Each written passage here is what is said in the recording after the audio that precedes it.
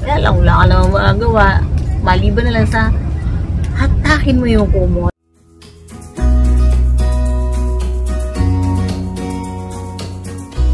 Good morning! Magandang umaga! Kumusta na mga lolo, lola, nanay, tatay, kapatid at kaibigan? Kumusta ang umaga ninyo? Lola Miray, hopes na kahit nasaan kayo sa iba't ibang panig ng mundo, anumang oras ngayon, sana ay kasama kayo ng Lola Miray. Kayo ay nakapag-exercise na, nakapaglakad na. Actually, umuulan. Na-miss nyo ba ang Lola Miray? So, ilang araw na hindi rin tayo nakapag-video.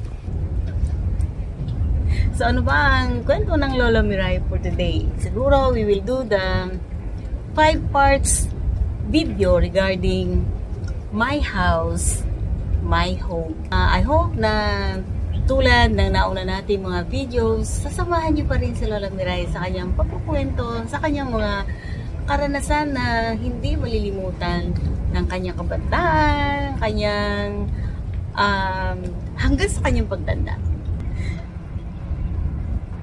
Muulan pa rin, kaya magsuta ng sombrero para hindi mabasa ang bumbuna ng Lola Miray. Alam mo naman na ang Lola Miray sensitive sa changes ng weather.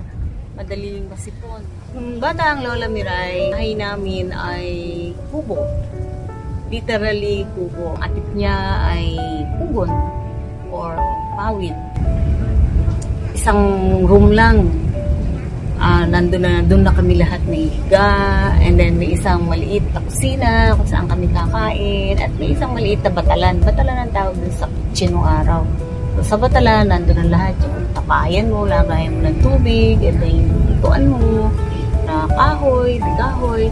So, yung mga lolo at lola na inabot yung mga ganong panahon, I'm sure makaka-relate kayo sa sinasabi ng Lola Miray. Bahay namin noon, ang bintana ay ditupod. Tinutukuran mo para ibukas mo siya, and then pagkagabi na isasara mo na, tatanggalin mo yung tukod o para masara siya, and then natalian mo siya ng lubid or alambre para mag-lock siya. So yun yung bahay namin noon. And may hagdan siya na siguro mga 5-6 steps, mga ganon. Medyo mataas din. Tapos yung pinakailalim, silong yun na nandun na yung mga bibi or manok ng kapitbahay actually. So, yung mga time na yun,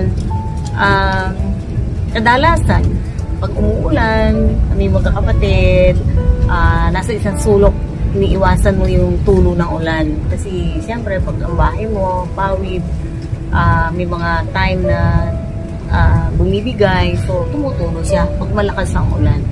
So may mga time na pag nagluluto kami, kung ano na ikwento ko sa other videos, na nakasuklob kami ng batya. Imagine mo, wala kaming payong, o may payong mo kami, sira-sira. Kahit bali-bali na yung yung pinaka ng payong, pinaka body, gagamitin mo pa rin. Pero yun, habang nagluluto, so kailangan mo takpan yung kalan para hindi mabasa. And then kadalasan din after ng bagyo, wala na kaming bahay.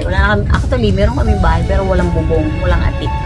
So kasi nga mahina lang, maliit lang.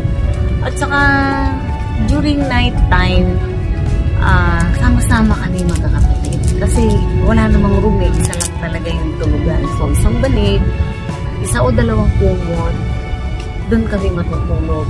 At may mga gabi, naghihilahang kami sa kumot, especially pag maginaw. So, yung nanay namin, pagod na pagod ka, tatahin ng kumot namin. Kasi nga, nakakapunit-punit kahihilahan namin. Especially, isang kapatid kami na ihi sa banig. Grabe, pagka naramdaman mo na basa na yung damit mo kasi umihi yung katabi mo, alam mo yung inis na inis ka. Kaya lang, wala ka naman magagawa. Maliban na lang sa hatakin mo yung kumot para mawala ka sa, para maalis yung ginaw mo. Or, kung hindi mo mahatak yung kumot dahil naghahatakan kayo, mamaluktod ka sa ginaw. So, yun yung kabataan namin. Yung bahay namin ay masasabi ko na marupok, mahina sa ulan, mahina sa hangin, sa bagyo, madaling bumigiba, madaling nasisira. Ang bahay namin ay hindi maganda.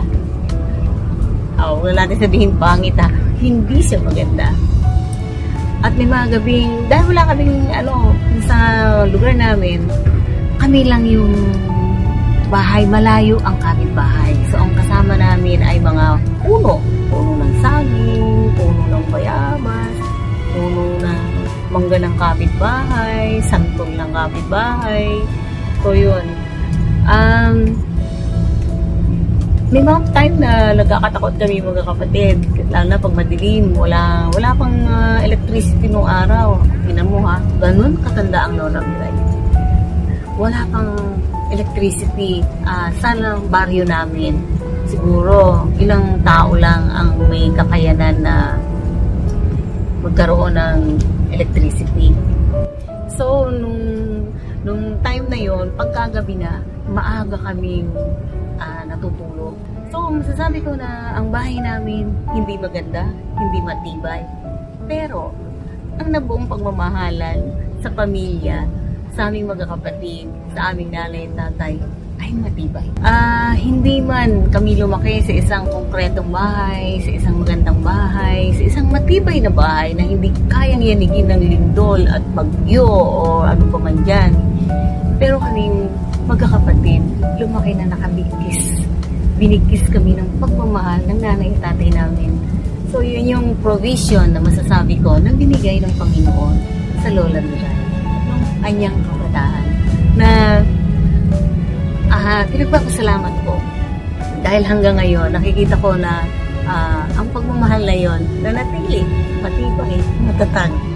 O diba mga lola? Sana kayo din, habang nag-aalala ang Lola Miray sa kanyang kabataan, kayo din, alalahanin din ng ating mga kabataan. At kung may time kayo na isulat o i-video tulad ng Lola Miray, I encourage you to do it kasi habang kaya pa nating alalahanin ang mga magagandang nakaraan, maganda o pangit or whatever na pwede nating itawag, part yun ng ating pagkatao, part yun ng ating karanasan, part yun ng ating kinalakihan, at kung ano yung pinagdaanan natin, ito yung meron tayo ngayon. Naging ito tayo dahil doon. O diba mga lolo at lola? So hanggang dito na lang ang ating video for today. So see you! Ingat-ingat, mga lolo, mga lola, nanay, tatay, kapatid at kaibigan. See you sa ating next video. Take care and God bless everyone.